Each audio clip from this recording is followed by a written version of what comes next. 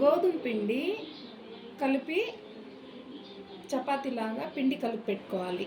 గోధుమ పిండి, కొబ్బరి, చక్కెర, యాలకులు, ద్రాక్ష, ఎండు ఖర్జూరం, గసాలు, ఉంటమాడిపప్పు, నూనె, నెయ్యి.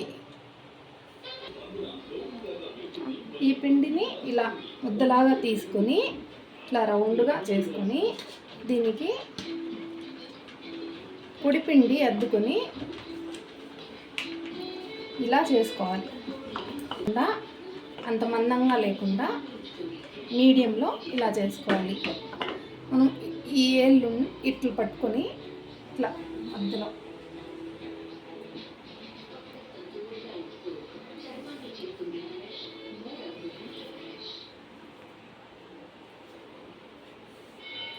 ఇలా రౌండ్గా ఒత్తుకోవాలి.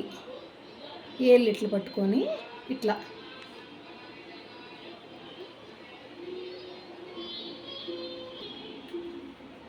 పెనం మీద వేసుకోవాలి.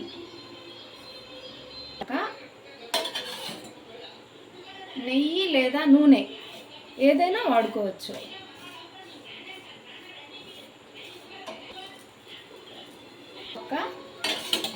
తిప్పుకొని ఇలా నెయ్యి వేసుకొని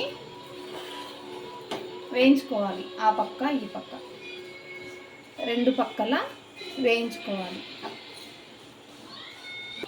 మనం చపాతీ ఎలా వేయించుకుంటామో, చపాతీ ఎలా చేస్తామో అలా చేసుకోవాలి.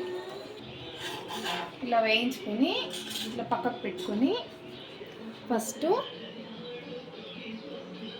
ఇవన్నీ వేసుకోవాలి.